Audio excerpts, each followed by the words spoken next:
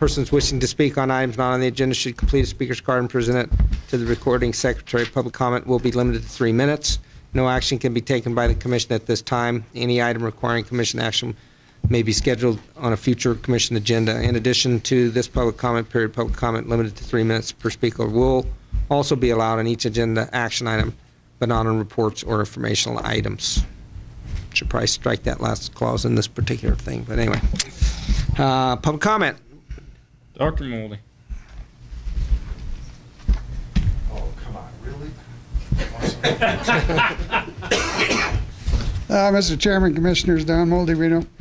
Thanks for letting me wrap up with a little bit. I've got 3 things, actually. The first is that I would like to congratulate Trish Swain in particular and her group and the people that have worked with her, along with the department, and also Joel Blakesley and the folks that have worked with him to pull off something I could not do in 35 years of coming to these meetings, which is that in 3 or 4 years doing 2 episodes of trapping reform in the urban suburban areas and along the Mount Rose Trail system that previously was unattainable by us. So congratulations to those folks, and I appreciate everybody's effort. The second thing, sorry Larry Johnson left because I was going to poke a little fun at him. I'll do it anyway. His soft-spoken, impassioned plea for recognition for all that sportsmen do in terms of in-kind things, volunteering for this and that, guzzlers and whatnot. Very strong statement with which I agree entirely. And as he was going through this, it occurred to me that, you know, there are other ways to contribute to wildlife. And while I say this not for any personal aggrandizement, I've spent 35 years doing this stuff. I've spent thousands of hours involved in wildlife advocacy activity. I've spent tens of thousands of dollars of my own money to do this. I have, in the early 80s, some of you may be old enough to remember that I used to run full-page newspaper ads when you could afford newspaper advertising, educating the public on trapping, and at that time ADC, now Wildlife Services, and running public attitude surveys that got the public all riled up. I brought people to town like Dick Randall, who was a former ADC employee, turned Defenders of Wildlife rep, brought Hope Ryden to town to talk about wild horses, Steve Johnson from Tucson. And these were all public education presentations, which I paid for and arranged for. In the mid-1980s, I had a little fun. You may have noticed in your regs that the department has a regulation that says that mountain lion hunters are not to kill females with cubs. Sometimes when I read that, it almost sounds like the department thinks it was its idea, but it was not. That regulation cost me about $7,000 out of my own pocket. I petitioned the agency, the commission, for that regulation. The commission and the department refused, claiming that hunter ethics covered that, even though the reason for the petition was that hunter reports that the department gave us showed 7 or 8 instances where that very thing had occurred. So we thought that hunter ethics in this case was an unlikely thing to help us on this, and we ran photographs in the Reno and the Las Vegas newspapers of a mountain lion, a live one, not a dead one, with a little verbiage on what we wanted to do, which was we wanted this regulation, and a phone number for people to call, which was the department's phone number. The department was inundated with phone calls, to the point where the chief of game at that point, whose name I won't mention, told his staff that they had better things to do than to answer the phone, answer phone calls from Bambi-loving, tree-hugging, latte-drinking, know-nothing members of the public who had no clue what they were calling about. And when I learned this, I called the newspapers. We changed the ad slightly. We put an additional sentence at the end of the ad saying that if the department refuses your phone call, please call the governor's office. And we put the governor's phone number in the ad. Well, very quickly, the department began taking phone calls again, and it wasn't long before we had the regulation in place, which the department now claims as its own. And fine, I'm happy. And that same game, the chief game guy and I almost got in a fight in Las Vegas about this because he came up to me absolutely furious, asking me why I was harassing the department. Why did I do this to them? And I simply said, why don't you do your GD job? Why do I have to spend $7,000 of my own money to get you to do something you should do yourself? Well, so it went. In the 90s, I took some time off.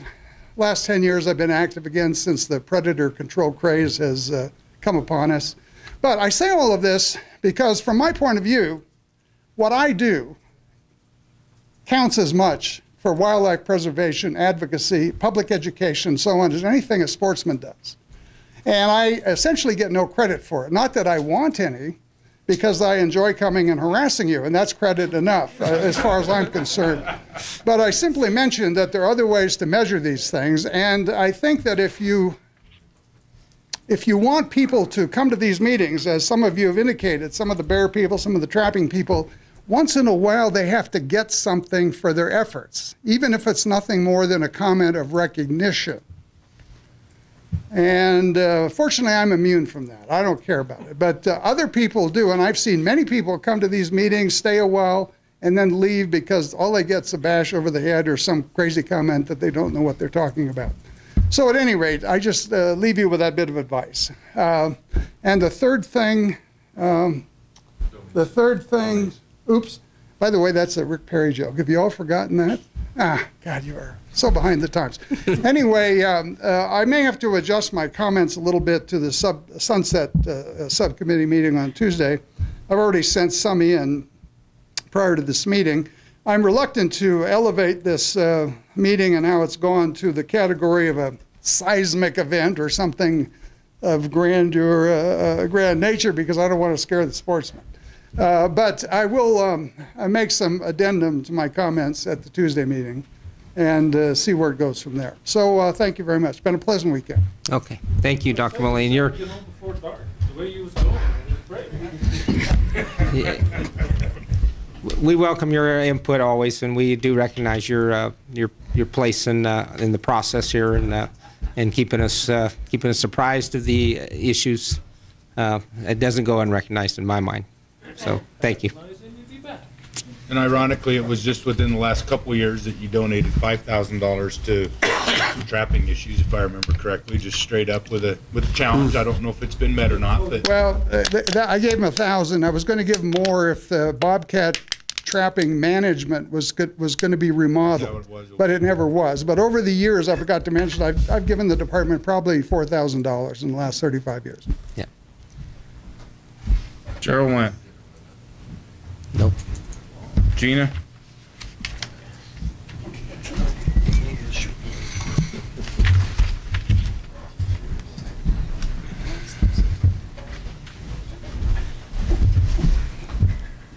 Good afternoon, Mr. Chairman, Commissioners, Gina Grayson.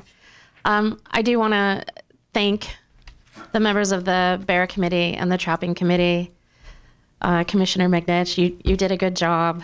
I know that there's been some very tough decisions made this weekend. I know that there's a big, battle between the consumptive users and the non-consumptive users, but I want to thank you because Chairman Macbeth, because the CAB meeting was just so out of line. And I want to thank you for running your meeting well. And I want to thank the members of the audience too, that regardless of what side of the issue that we're on, that we treated each other with respect and, even made some new friends here this weekend. And it was a well-run meeting. I do want to say, I don't know who the two people are that are going to be appointed to the Trapping Committee, but I know that we have some concerns about who those people might be. I know possibly one of them, but I look forward to providing input on the new trapping issues that you're going to be looking at. Thank you. Thank you. Jim? Janae?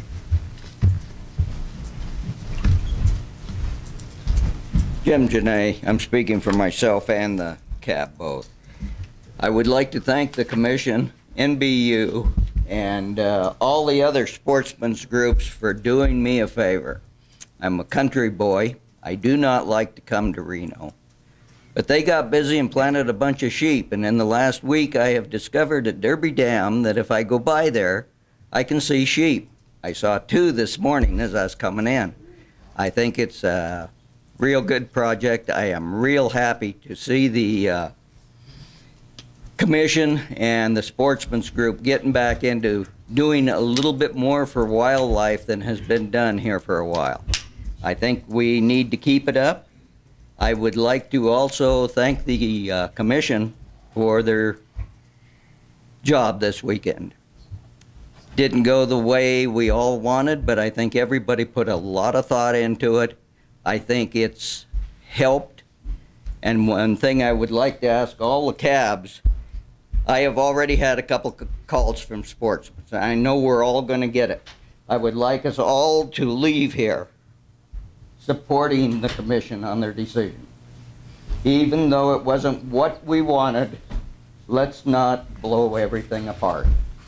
Let's keep it together and keep working the way we have been. Thank you. Thank you, Jim. Appreciate it. Ken Wellington.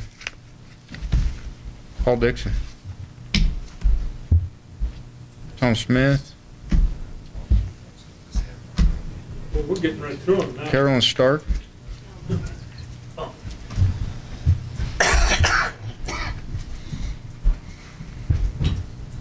Yeah, I'm Carolyn Stark. I'm representing myself. And yeah, I want to, Closer to the mic. Carolyn Stark representing myself. And yeah, I want to, huh? Okay, see, I'm new to this, fairly new to this. And yeah, and I want to thank all of you. Kind of new to this process since the bear issue came up. And this is the first time that I really felt that what I had to say was respected or heard, or, you know, a viewpoint other than what was. So anyway, I just want to thank you. And then in regards to the finance reports, with the pie charts that you're going to be distributing, if I can make a suggestion or find out how much, I can't remember, how much of the sportsman percentage came from fishing, because I think if that was included, that would be, if that was separated out, would be more clear for the fishermen and the sportsmen. I actually don't have that information in the historic data. The GL codes lumped them all together. We're breaking that out this year for the first time, so I don't have that historically. Because isn't there a division for fisheries management, and isn't that, because that would be from fishermen? No, Oh. I mean, the revenue's collected, it's all put in one big pot and all mixed together, Okay. and it's distributed out to the division. Okay, that's right. Going forward, I'll have that breakdown, but I don't have Okay. it on those. Yeah, because I think that would lower the percentages and just give a more realistic view, because, yeah. Fishermen are sportsmen, so. Okay, so thank you. Okay, thank you. Rex. That's all I have for cards. Any additional, Daryl, come on up.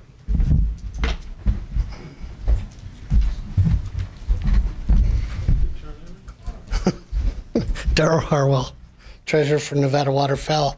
Here again, I'd like to bring in front of the commission that we really need to look at Policy 50. I think we need to bring down the duck stamps from 35,000 to maybe 2,000. I know Scott Rain mentioned that. I'll get with Tom Wilson. We'll try to give you a letter. I'd like to see where the department will come up with a fund to make a limited number of prints. And I'd like to see the leftover stamps after 3 years get turned over to the sponsorship. Then, speaking on myself, and because my passion bird, because I can't get tags except once in a great while, there's a lot of talk with the federal agencies that they're willing to go with the bag limit in ducks. And I'd like to see us push it. I know it might not happen this year by August, but there is a lot of the Federal Fish and Wildlife Service that are leaning where eventually you might have a 2-tag system where a person can buy 1 tag that will allow them to shoot 3 ducks, and it won't make a difference of what species of ducks. And you can have a higher tag limit, so then avid hunters like myself can get the 7 still in the federal guideline. So I'd like to see you guys maybe take a look at that at a future agenda and see if they're really just talking or if it, if it's something that's possible. Okay. Darrell, would you, you said you were going to draft a letter on the policy 50 items? Yeah, what Scott says, I'll. Yeah, what put we'd in a like letter to and get see. it to us and then to Ken so we can get, so we know exactly what's going to go on the agenda. Okay. Well, I serve on the Pacific Flyway Council and represent you with and that proposal's been kicked around, but there's nothing formal. It goes back to the human dimensions aspect of waterfowl hunting, as we see waterfowl hunting numbers do this. And one of the things that we're learning from doing focus groups is that duck hunting is not something a new hunter says, I'm going to go duck hunting with the waders and the boat and the decoys and where to go. And oh yeah, by the way, I got to know the difference between a hen mallard and a drake mallard in the gray. And so some think that having a splash limit, like you're talking about, 4 birds, makes no difference, nothing population-wise, and then maybe a point system or something. That's been thrown around and talked about, but there's no formal, there's nothing formally on the table with the feds. And their system is so draconian that I don't think that even if we proposed it today, 5 years down the road, we might have something, so. I'm just looking at, because I've got some numbers. I know that we've sold basically 1,000 state physical stamps last year and about 7,000 electronically. So you're talking about 8,000 duck hunters in the state of Nevada over the last couple of years. I mean, the numbers, you're sending it to me, but you're looking about 8,000. And at last year's August meeting, I heard a lot of sportsmen say that they gave up duck hunting on the simple fact that they can't identify the birds and they're getting fined $150, $300, $400 for shooting the wrong species. So generally duck hunting was high. It has trended down low, but I think that's because people don't have that recognition. So is it something that you guys want to look at of trying to jumpstart the feds? I mean, we're with Station. We got a working group, jumpstart the feds to generate a splash limit. But I heard that loud and clear. Okay. Any other public comment? Okay, bring it back. I'm looking for motion. Let's go home. Okay, motion to adjourn? Yeah. Got a second? Okay, all in favor, aye? Aye.